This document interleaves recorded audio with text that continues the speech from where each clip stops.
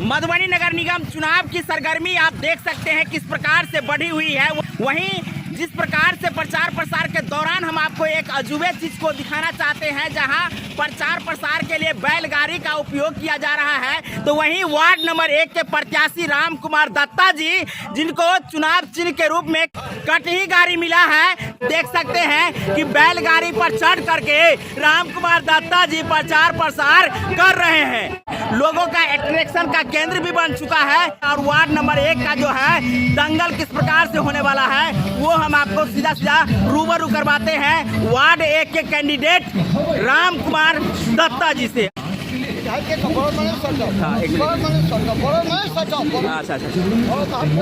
कहना चाहेंगे चाचा जी, राम कुमार जी के साथ में घूम रहे हैं? राम कुमार दत्ता विजय होना चाहिए इस बार का कल्याण होगा, मधुबनी जिला जय जय हो जाएगा।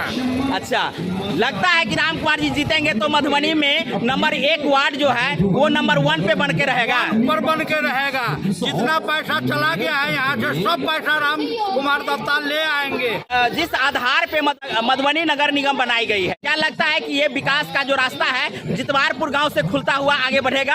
आगे बढ़ेगा। राम कुमार दत्ता राष्ट्रीय पुरस्कार है, ऐसा जो है सबको काम करने में एकदम सक्षम है और सबसे बढ़िया नेता है। 1 नंबर नेता में राम कुमार दत्ता जी हैं, इसमें कहने योग्य नहीं है। जो 1 नंबर राम कुमार दत्ता है, इसको सबको मिल कर के जिताइए।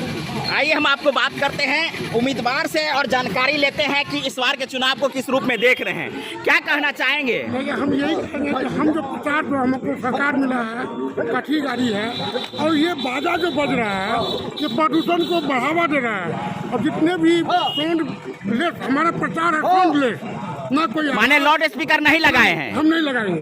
जनता से शांति से वोट लीजिए और शांति का यानी साइलेंट आपका प्रचार हो रहा है, साइलेंट मुद्रा में जो प्रचार हो रहा है, कोई बाधा नहीं। अच्छा चलिए आप सीधा बात करते हैं कि नगर निगम में वार्ड नंबर 1 को आप किस रूप में देखना चाहते हैं, कैसा देखना, माने कैसा होना चाहिए वार्ड नंबर 1? देखिए, पहली बार जितवारपुर का भाग है जो इतना बड़ा कलाग्राम है, देश का पहला गाँव है जितवारपुर, जहाँ पे ये पहले बार नगर निगम हुआ है और इसको हम इस तरह से चमकाएंगे। जो बजट वापस चला गया 10 करोड़ रुपया, मेन है कि 10 करोड़ रुपया हम 1 महीना के अंदर में ला के दिखाएंगे गाँव वाले को। तो आपका जो क्षेत्र है उस क्षेत्र में क्या क्या समस्या है जिसको लेकर के आप इस चुनाव में जो है सो अपनी दावेदारी पेश किए हैं? यहाँ पे कहना हमको शिक्षा और स्वास्थ्य पर ज्यादा जोर देना है।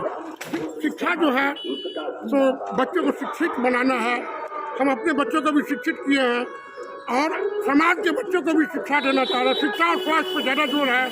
सड़क और नाली सबसे पहला प्राथमिकता है। राशन कार्ड नहीं बना हुआ है, वो राशन कार्ड ठीक करना है और गरीब का जितना भी सरकारी योजना है बिना किसी एक पैसा लिए हुए डायरेक्ट गरीब को भला हो, ये हमारा सोच है। हमको राष्ट्र पुरस्कार मिल गया, राष्ट्रपति पुरस्कार मिल गया। हम गांव में कैसे हमारा सम्मान हो, क्योंकि जन्म स्थान है, जन्म का जो स्थान कहा गया है स्वर्ग से भी बढ़ के कहा गया है, वहाँ सम्मान मिल गया तो समझिए पूरा जीवन कल्याण। और कैंडिडेट है उसमें आप अलग कैसे हो सकते हैं? नहीं, कैंडिडेट हम समाज से यही कहेंगे कि सबसे अच्छा उम्मीदवार है उनको आप चुनिए। उसमें आप भी हो सकते हैं या कोई दूसरा भी हो सकता है? वो उनके जनता के आंदोलन है, जनता जो समझे अच्छा है उनको वोट।